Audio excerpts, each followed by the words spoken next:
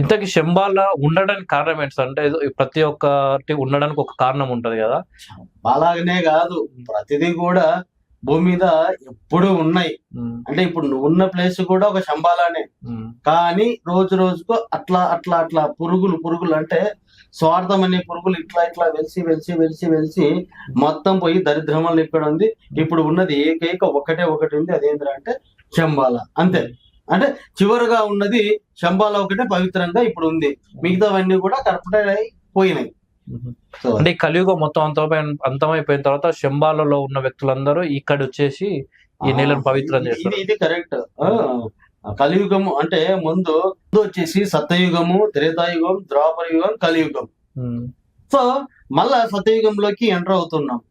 ఇప్పుడు సత్యయుగంలోకి ఎంటర్ అవుతున్నాం కాబట్టి ఇవన్నీ కూడా నడుస్తూ ఉంటాయి అన్నట్టు. అంటే ఎవడైతే సత్యంలోకి రావాలనుకుంటున్నాడో వాడు సత్యంలోకి వస్తాడు, ఎవడైతే నెగిటివ్ లోకి పోవాలనుకుంటున్నాడో వాడు నరక స్థితిలోకి వెళ్ళిపోతాడు. తర్వాత వి ఎంటర్ది అగైన్ మళ్ళా సత్యయుగంలోకి మనం వెళ్ళిపోతాం. సత్యయుగంలోకి వెళ్ళిపోయిన తర్వాత మొత్తం కూడా భూప్రపంచం మొత్తం కూడా మళ్ళీ ఒక శంబాలానే అవుతుంది. ఒక సూర్యుడు కూడా 700 కోట్ల సంవత్సరాలకి ఒకసారి ఆయన మరణించి మళ్ళా పుడతాడు.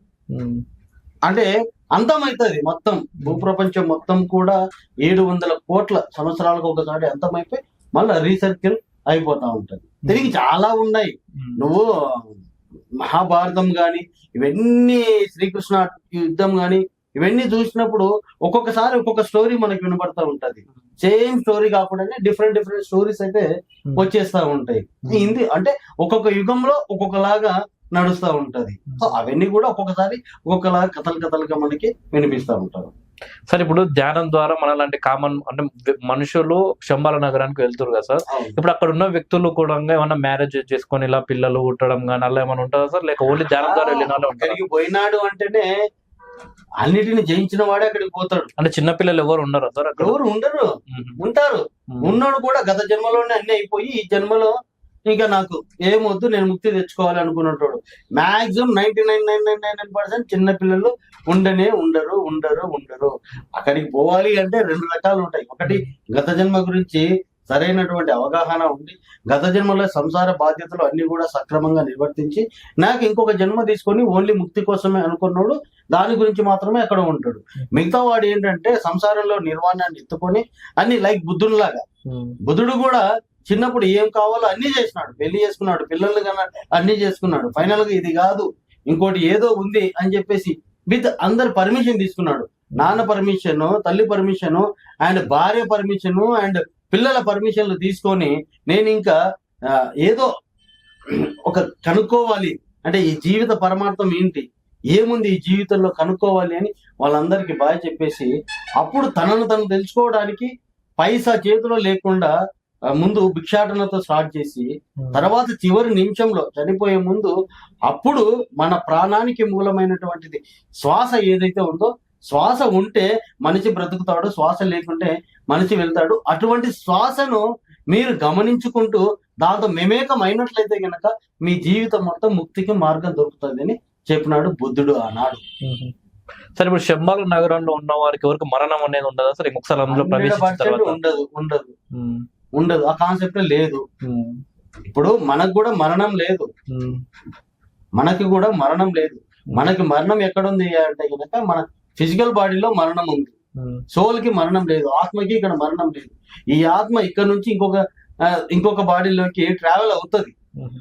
అంటే మధ్యలో ఒక మీడియేటర్ ఉంటాడు. నువ్వు ఇప్పుడు సినిమా గురించి మాట్లాడుతున్నావు కాబట్టి సుప్రీం అని అంటుంటారు. మనకు కూడా ఒక సుప్రీం ఉంటాడు, మనల్ని ఏలేటోడు. మనం ఈ బర్త్ లో చేయవలసిన పని మనం చెయ్యకుంటే నెక్స్ట్ బర్త్ కావాలి అంటే మళ్ళా సుప్రీం దగ్గర మనము రిక్వెస్ట్ పెట్టుకోవాలి. అప్పుడు మళ్ళా భూమి మీదకి వచ్చి బర్త్ మనము తీసుకుంటాము. అంటే మన శరీరాన్ని మన షర్టు మార్చినట్టు మారుస్తూ ఉంటాము, కానీ ఆత్మకి ఎప్పుడు కూడా మరణం అనేది ఉండదు. ఈ మరణం లేకుండా ఉండే స్థితే మళ్ళా మనం శంబాలకి వెళ్ళిపోతాము. సో అది ఇప్పుడు ఎవరైనా ఉన్నారు అసలు మామూలుగా ఈ భూమి మీద శంబాల వెళ్ళి వచ్చిన వాళ్ళు ఉన్నారు, కానీ వాళ్ళు చెప్పరు. వాళ్ళని చూసి మనము గమనించుకోవాలి. అవధూతలని మనం వింటా ఉంటాం, అవధూత. వాళ్ళు ఎక్కడైనా వాళ్ళ ఇష్టం వచ్చినట్టు బతుకుగా ఉంటారు. వాళ్ళకి ఫుడ్ ఉన్నా ఫుడ్ లేకున్నా, ఎలా ఉన్నా అంటే మురికిలో ఉన్నా లేకుండా ఇంకా చెట్ల మీద ఉన్నా పుట్టల మీద ఉన్నా ఎలా ఉన్నా కూడా ఈ అవధూతలు ఉంటారు, మనకు కనపడతా ఉంటారు. వాళ్ళు నువ్వు క్వశ్చన్ వేస్తే వాళ్ళు ఆన్సర్ చేయరు. వాళ్ళు నీకు ఏదన్నా హెల్ప్ చేయాలనుకుంటే వాళ్ళు ఇండైరెక్ట్ గా వాళ్ళు చేసేస్తారు. అది అవధూత. ఆ స్థితిలో ఉన్నవారు చాలా మంది ఉన్నారు. నీ చుట్టుపక్కలనే ఉంటారు, నీ ఇంట్లో ఉంటారు, నీ బయట ఉంటారు. కానీ వాళ్ళ అవధూతలని మనము ఫైండ్ అవుట్ చేయలేము. ఒకవేళ ఫైండ్ అవుట్ చేసినాము అంటే వాళ్ళ పట్ల మనం చాలా జాగ్రత్తగా ఉండాలి. వాళ్ళకి ఎటువంటి ఎమోషన్లు ఎటువంటి ఫీలింగ్స్ ఉండవు. లైక్ నాగ సాధువులు వీళ్ళందరూ ఉంటారు. వాళ్ళందరూ కూడా లోక కళ్యాణం కోసం పనిచేస్తూ ఉంటారు, నాగ సాధువులు. సో అలాంటి వాళ్ళు అంటే బికమింగ్ అన్నట్టు వాళ్ళు అవధూతలు అవ్వడానికి నాగ సాధువులు అంటే ఒక్కొక్క మనకు డిఫరెంట్ స్కూల్స్ ఉంటాయి.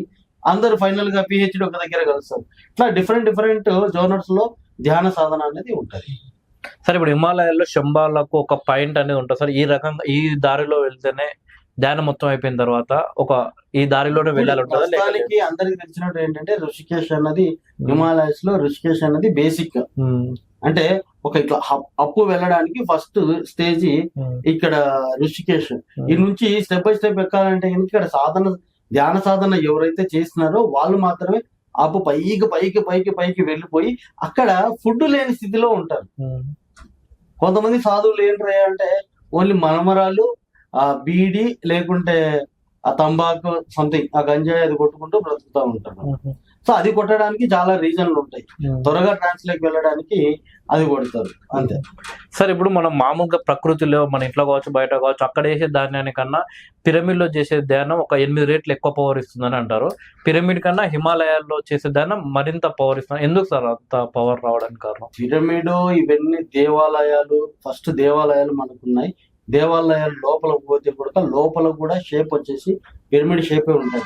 బయటికి మన గోపురాల్లా కనపడినా కూడా లోపల పిరమిడ్ షేపే ఉంటది.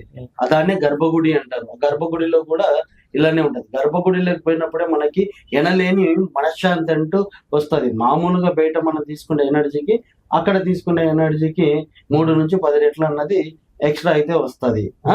యాక్చువల్లీ ఫస్ట్ మనము మన పెద్దలు ఎవరైనా కూడా స్టార్టింగ్ లో పూజ అన్ని ఉన్నాయి. అన్ని స్టెప్పులు దాటుకొని పోయిన తర్వాత ఈ గుడులు గోపురాలు అన్నిటిని సందర్శించుకొని అక్కడ తీసుకోవాల్సినటువంటి నాలెడ్జ్ తీసుకున్న తర్వాత నెక్స్ట్ స్టెప్ ఏంటని నీ లోపల నుంచి నీకు ఒక క్వశ్చన్ వచ్చినప్పుడు అప్పుడు నువ్వు హిమాలయస్ కి దారి పడతావు. అంటే ఇక్కడ నువ్వు స్థిత ప్రజ్ఞుడివి అయిపోతావు. అంటే నువ్వు ఒక స్థిమితానికి పెట్టేసుకున్న తర్వాత నువ్వు దారులు ఎత్తుకుంటూ హిమాలయస్ కి వెళ్తావు. సో ఇక్కడ ఏదైతే సాధన చేసి నువ్వు సంపాదించుకున్నావు ఒక శక్తిని, ఆ శక్తి హిమాలయస్ లో హయ్యర్ స్టేజ్ కి వెళ్ళడానికి అది ఉపయోగపడుతుంది. అందుకు నువ్వు ధ్యాన సాధన చేయాలి.